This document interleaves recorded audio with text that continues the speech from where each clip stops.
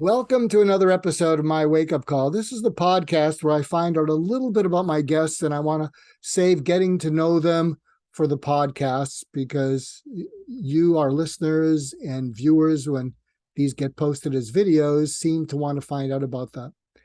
I've been tracking this guy down for a while, and I'm so glad to have Chris Voss on the show. I will say to you, what do the words negotiation and Chris Voss have in common? And they're synonymous. They're interchangeable. And he has the top masterclass of all masterclasses. You know, forget Simon Sinek, forget Bob Iger, forget some of these other people. Don't forget Bob Iger. Bob Iger is a very sharp dude, and pay attention to him. He's very sharp. But and I think part of it, and you're going to catch this, is there's something incredibly accessible and likable about Chris, and he's so practical, and his stories are amazing. But let me tell you a little bit about him. He's the CEO and founder of the Black Swan Group, and he's the author of Never Split the Difference: Negotiating as If Your Life Depended on It. And check it out on Amazon. It's phenomenal. It has thousands and thousands of reviews. And as I mentioned, he has the #1 course at Masterclass called The Art of Negotiation.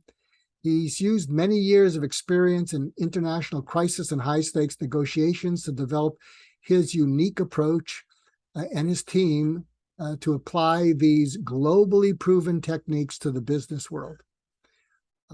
And he and I are members of an entrepreneurial group that meets on Saturday, and he blesses us every 6 weeks or so. He comes on and he just drops these hidden in plain sight nuggets where you think, I never would have thought of that, and it's just there. If you just do it, it works all the time. Prior to 2008, he was the lead international kidnapping negotiator for the FBI, as well as the FBI's hostage negotiation representative for the National Security Council's hostage working group. During his government career, he's also presented to the U.S. government at 2 international conferences. And prior to becoming the FBI lead international kidnapping negotiator, Chris served as the lead crisis negotiator for the New York City division of the FBI. And he was a member of the New York City Joint Terrorist Task Force for 14 years. And there's just so much more and more, but I want to save time so that Chris can find his way to be on this frickin' podcast. So Chris, thank you for joining us. Mark, it's my pleasure. Thanks for having me on, man. I appreciate it. I appreciate knowing you. Well, it's the honor is all mine, but I will hit you up with what I ask all my guests. You know, if you were to step back and think of some consistent through line in your life, I remember I had Tim Brown on. He's the chair of IDEO, and he liked the podcast because he's always focused on design and technology, and I shared with him a quote that I got from a mentor of mine, a guy named Warren Bennis. And I said, Tim, you're a first-class noticer. And he said, what's that? I said, noticing is different than looking, watching, and seeing. Looking, watching, and seeing, you're passive, but you notice stuff. I mean, so getting back to the question of the through line, what is it that you've noticed through your life that grabbed your attention and landed you in what you're doing? Yeah, great question. You really got me thinking, and maybe 2 different things. I mean, the first one is, I like figuring stuff out. My father had a very figured out attitude, his approach to life, and then growing up under my father's roof. I mean, he expected his kids to work and to figure things out. So I think it was, and I had no choice. Like, my older sister and I, my dad wanted a new garage. We had an old garage in the backyard. He handed us crowbars and said, go figure out how to tear the old garage down. I think it was about 11 or 12 years old at the time. So What but was it? I've always enjoyed figuring things out, and I think that's the biggest piece. Did you go through a phase, because I'm now seeing my grandchildren, and kids can be a little bit ornery. Did you go through a phase where he said figure it out, where you pushed back a little bit, but then as soon as you got into it, you got the self-satisfaction. Hey, it's pretty neat figuring stuff out. You feel pretty independent. Was there a rebellious streak in you at all? Yeah, and everybody has one at some point in time, and it manifests itself in different ways. So no, I didn't. I was never openly rebellious. There was a period of time when I was about 18 years old that I literally, my father never struck me the way, a man would strike another man. He spanked me when I was little, not a whole bunch of times, but when I got to be more his size, he never struck me, and I made him angry enough for good reason when I was 18 that I was sure that he was going to pummel me. But What happened? What happened? I just became at the summer between my senior year in high school and my freshman year in college, I became just useless, just completely apathetic. He sent me out on tasks, and I would do a horrible job. I was utterly useless, and he at some point in time, he's paying me. He's not paying me to be useless. I remember he had enough, and he had, in his business where his office was in Mount Pleasant, Iowa. I remember him taking me in the alley behind the office and beginning to completely lose his cool at me. And I was certain that, and I knew my father was very good with his hands. I never saw firsthand, but I knew stories of him brawling when he was in the Marines. I was certain he was going to pummel me, and he did not, but he did get my attention. Do you think do you think you didn't you respected him, didn't you? Yes. And do you think that part of, and I'm a shrink, I dissect some of these things. Do you think that part of it was thinking, geez, Are not you charging me for this session? I'm not, Am I going to have to pay for this? no, I'm on a couch right now, right? but I'm seeing the situation. He takes you back there. He's about to lose it. He's really pissed off at you. But if I'm Chris at 18, I'm thinking, geez, I really disappointed this guy that I respect. Yeah, well, there's a fair amount of cognitive thought there that sometimes 18-year-olds in the midst of all their hormone changes and growth can't really connect the dots at the time. Um, I'm not sure that I was bright enough at the time for that to occur to me. It did get my attention. Yeah. I straightened up right away. I remember the very next day, he found out that I did something right, and he drove 30 miles to congratulate me. Wow. Wow. Wow. And then I think I slowly straightened out my act. I mean, later that fall, I actually went out of my way to help him out on something that I knew he was having a real problem with, and I knew he appreciated that. So I think it sunk into my subconscious, if not my conscious, that I disappointed a man that I respected, and I needed to straighten up. Yeah. Yeah. Yeah. I've been blessed. I've had 8 mentors. They've all died. The last one was Larry King and a guy named Warren Bennis before him.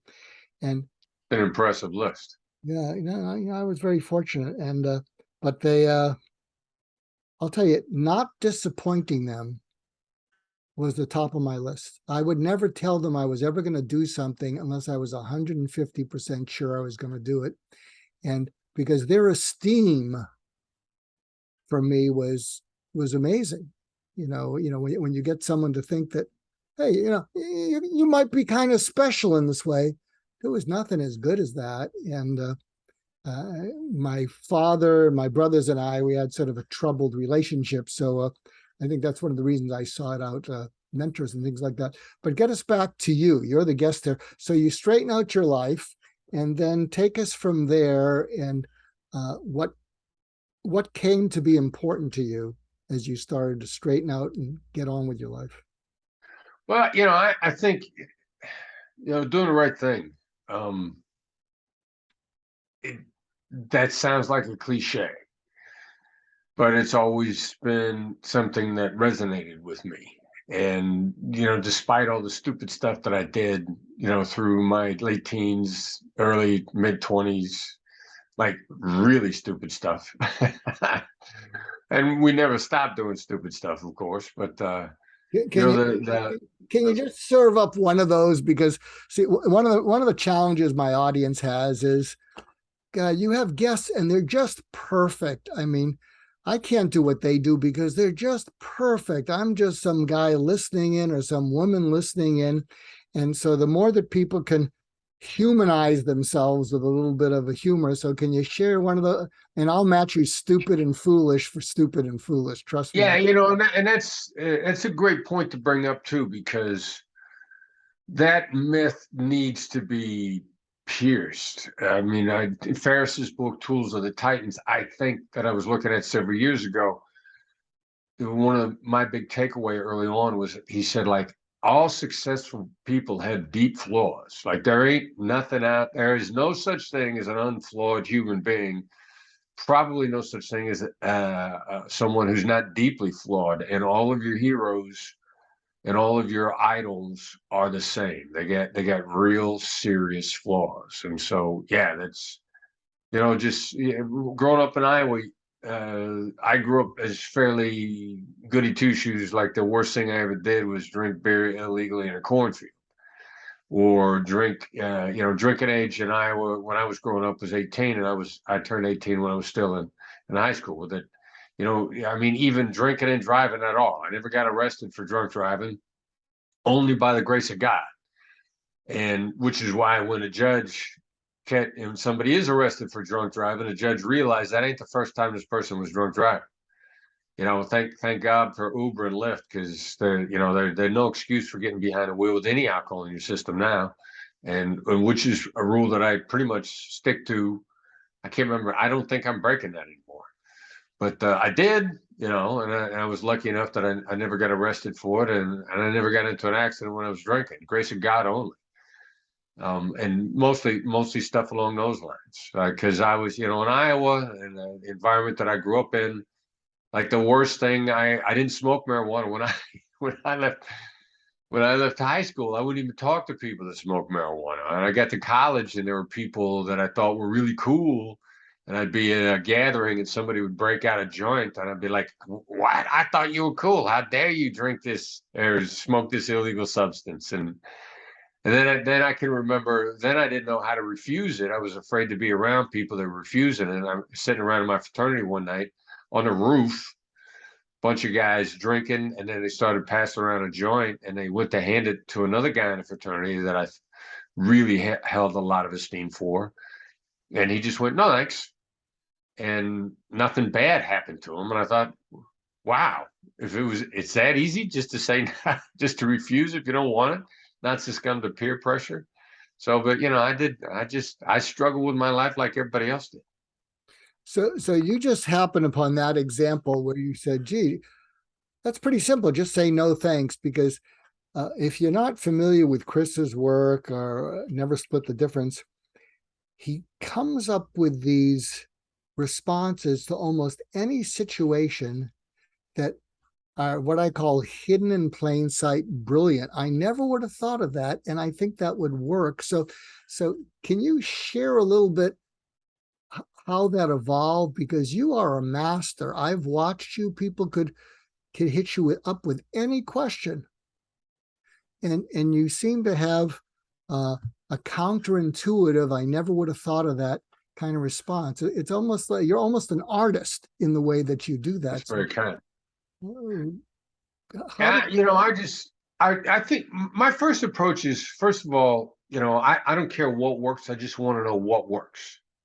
Like, and you were talking about Larry King being curious, when you and I were talking earlier before, and curiosity is a superpower. And like, I just want to know what works. If I got to figure it out, like, what works. And, nobody figures stuff out without somebody spurring the thought in their head. Like, they either see it done, or in many cases, when we're teaching a black swan method, we won't give you the answer to a question until we burn the question in your brain. And we got an extremely intense negotiation exercise we put people through. extremely intense, called 60 Seconds So She Dies. We don't tell you how to deal with it until you feel like you've theoretically been beaten with a baseball bat, having gone through it. Then afterwards, we start laying out how to handle a high pressure, high intensity negotiation. And sometimes people say, well, why the heck didn't you teach me that before you put me through the exercise? Well, you wouldn't have hung on to it until you understood that you had a problem that you needed solving. And so I think probably that smoking marijuana instance back, when it was a horrible thing to do, you could go to jail for serious time for even being in possession of marijuana back in those days. Right or wrong. I ain't saying it's right or wrong. It's the way it was. Like I didn't know how to refuse just and not be ridiculed or embarrassed. I mean, I'm up in my head, my amygdala, which I know you're well familiar with what that amygdala does to you. My amygdala is whispering in my ear, just like it does everybody else's. And then I see this guy just go, no, no thanks. And everybody was cool. And I needed to see somebody do it. I knew I'd been struggling with it. Somebody did it. I was like, wow, that's all there is to that. Wow, okay. It didn't look that hard. So can you share a few nuggets of whet people's appetites, that some of the things that you've observed, you've learned, you've taught, that when people hear it, they'd say, that's not so hard, and that would work. So to build on what you just said, I focus on what works. I'm not trying to be some super intellectual academic type. I look at a situation, it's got a problem, what's going to work to fix it. So can you share a few examples that when people discover them, they just smile in disbelief, like, oh my God, it's so simple. Well, yeah, the opening story, Never Split the Difference, revolves around the phrase, how am I supposed to do that? And when somebody has given you a challenge that either is ridiculously difficult for you or you just can't do, like how do you not refuse, but how do you begin to telegraph to them that this is going to be a problem? Or how do you get them to maybe change your perspective? Like, and the response is not, I can't do that. The first response is, how am I supposed to? And that is like transformatively effective for people negotiating with difficult situations. Now, the downside of it is like 8 out of 10 times you get a 180-degree turn in the situation. Now, one in 10, I would say 2 in 10 to be generous, but 1 in 10 maybe.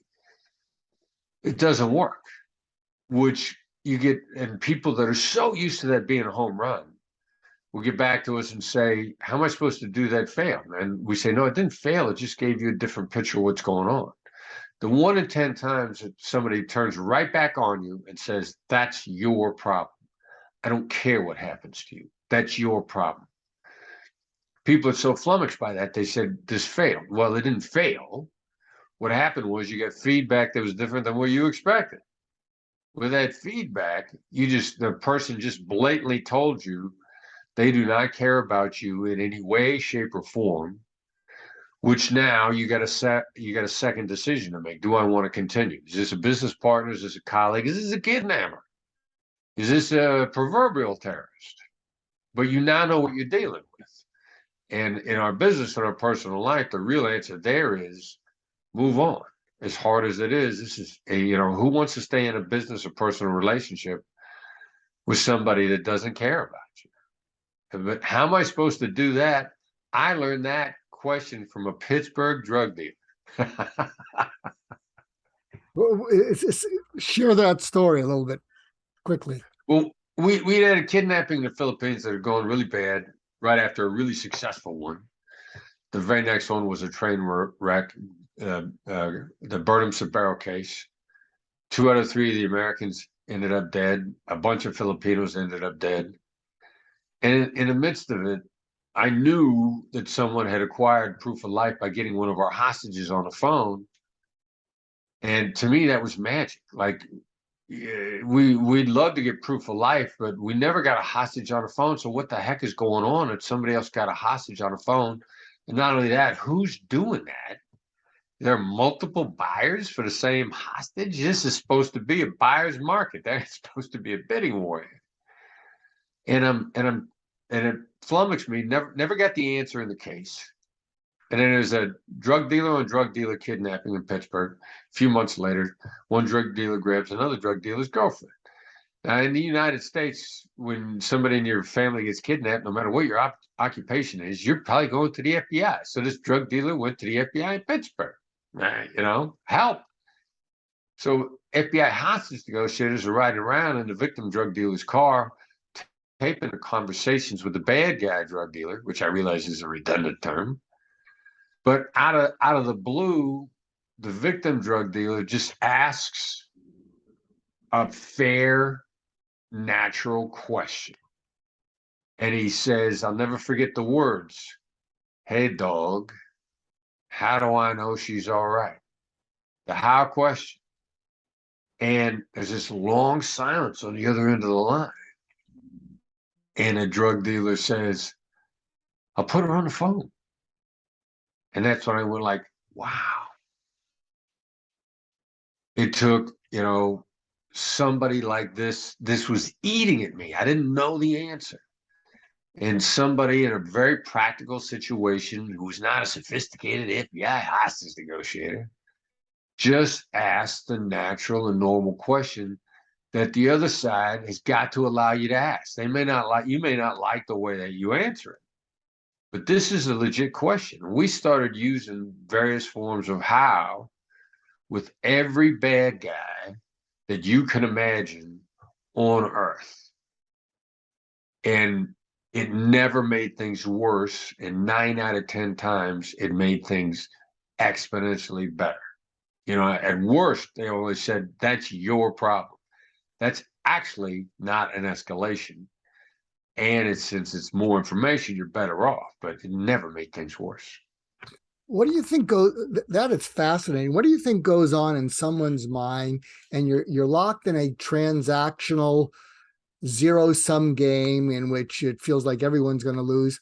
What do you think goes on in someone's mind when you add to the conversation how? Yeah, well, I mean, as long as you don't say it in an accusatory fashion, like you think they're an idiot. As I know, as you know, because you got a great natural tone of voice.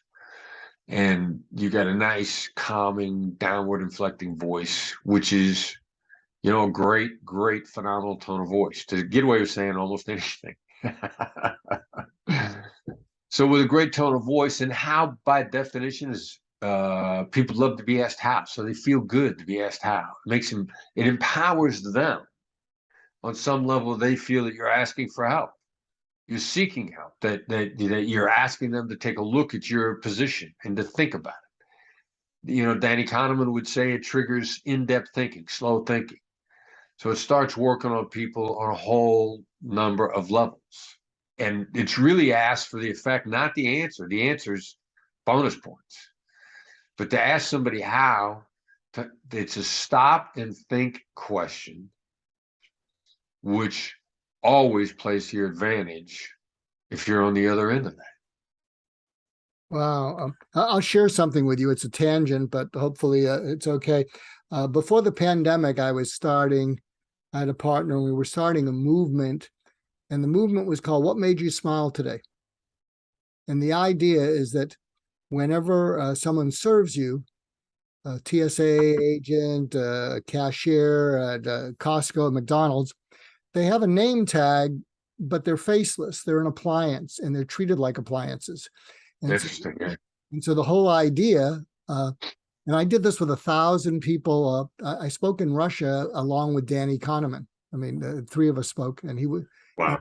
My book behind me was a bestseller in Russia, and but the way "What Made You Smile" works, and I'm just thinking of what you said, is that, and we're encouraging people to do it. So if someone serves you, you look at their name tag, and you say, "Hey, Nancy, my name's Chris. Thank you," which they often don't get, and they sort of awkward.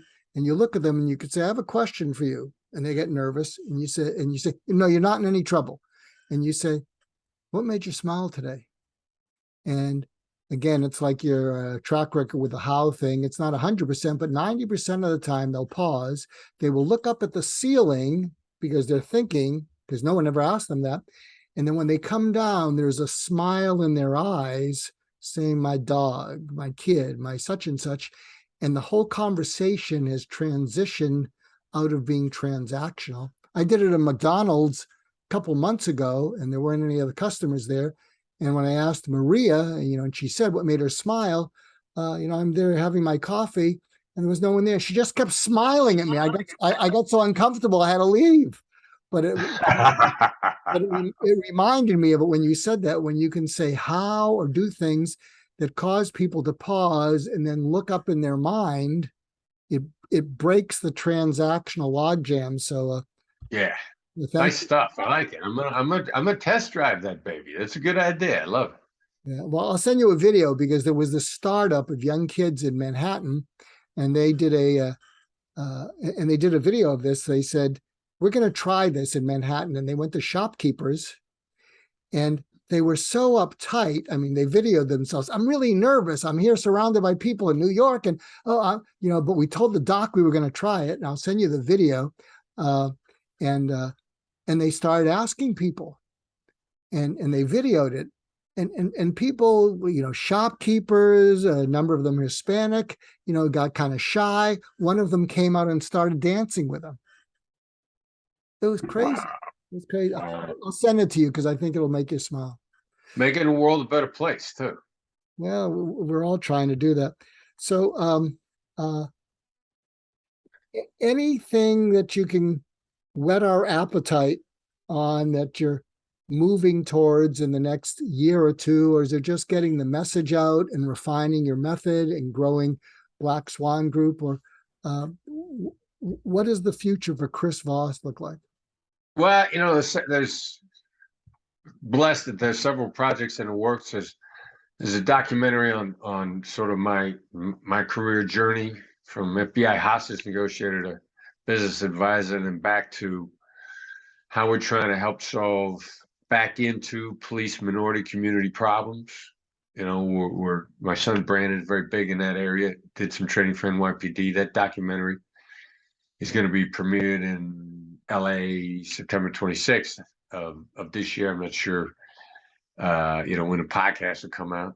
We got a couple of follow-on books, and we got another project with Masterclass. Going to put out some more stuff. So, and just continuing to get better at the Black Swan method. We learned something. There's something every single year that we find ourselves using it to solve in business and personal conversations that we weren't even aware of a year before. So I think that's really cool. We're just continuing to build the method.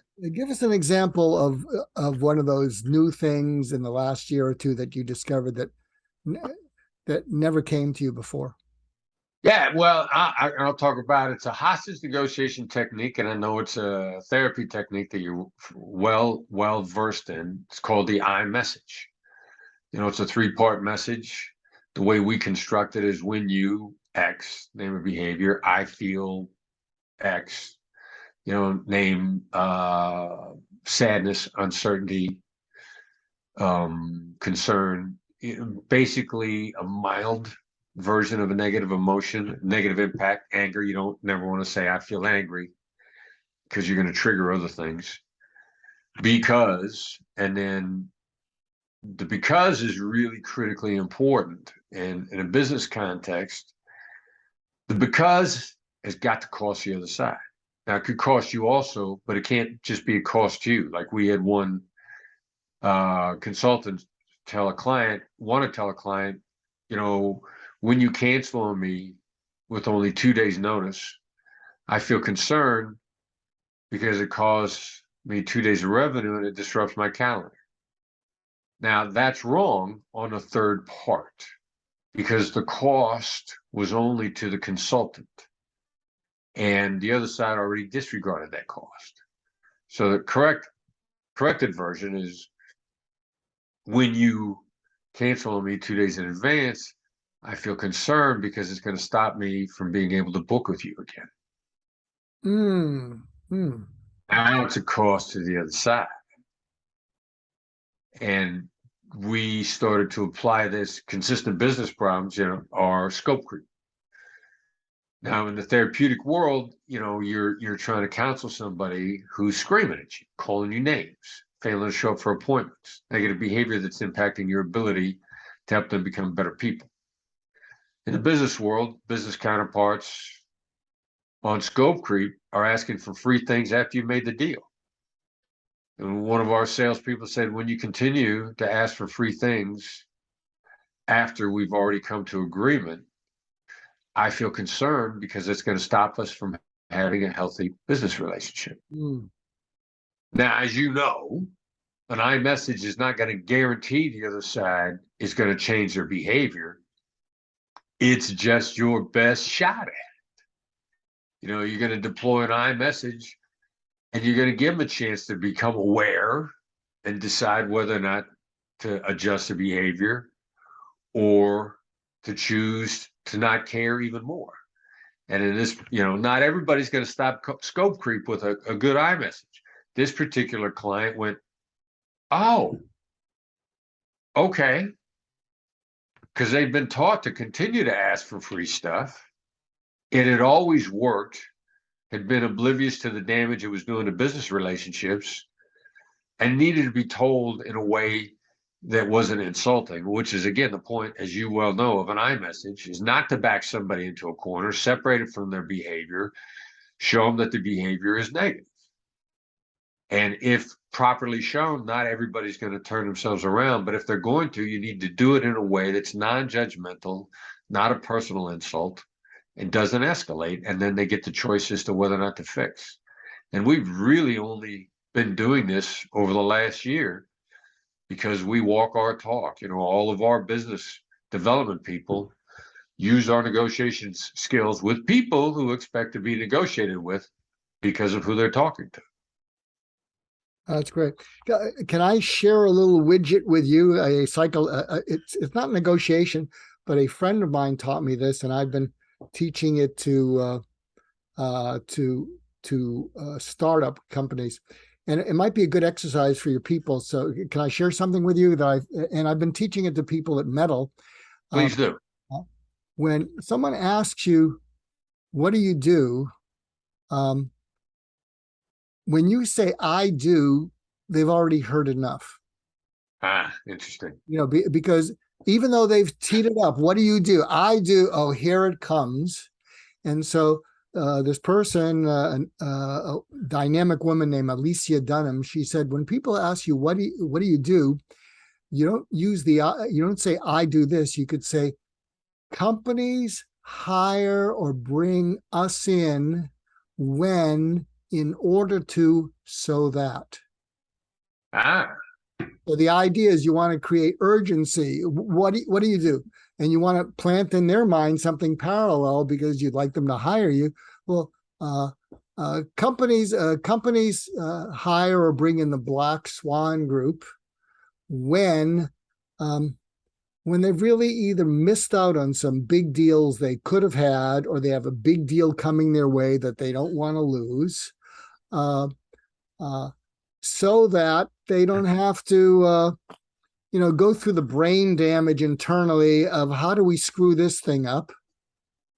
So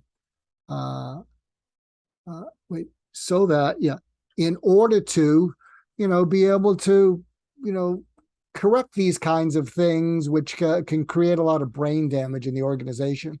So it's the when is urgency. So people are comparing themselves to you. They hire us when, so that is the feature, in order to is the benefit.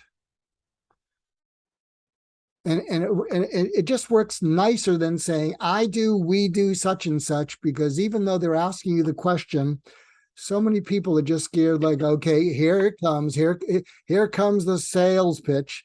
But if you say, oh, people hire us when such and such, so that they can accomplish this. That's brilliant, brother. I love that. I thought That's a great tool, man. Yeah, I want to share that with you. So thank you for the gift of your time, and I've been so looking forward to spending time with you because I'm one of your biggest fans, and in fact, my son goes to he goes to Harvard Law School, and I said, "Were you taught negotiation?" Yeah, and I said, "So do they use Never Split the Difference?" And it's a course, Getting to Yes by Uri and Fisher. I said, "Boy, they are, they're backwards there." uh, so I'm going to turn him on to what you have to offer because Thank you. love your stuff, flavor stuff. So the best way, and best place for people to find and get more of you is what? Yeah, it's really to subscribe to the weekly, concise, complimentary blog/newsletter that we put out. Complimentary. I had a friend at the FBI used to like to say, if it's free, I'll take three. But if it's not actionable and concise, it wastes your time. So comes out on Tuesday mornings. Send a text message to the number 33777, 33777. The text message to send to that number is Black Swan Method. 3 words, lowercase, spaces between the words. You'll get a text response back to sign up for the newsletter. The newsletter is a gateway to everything we have.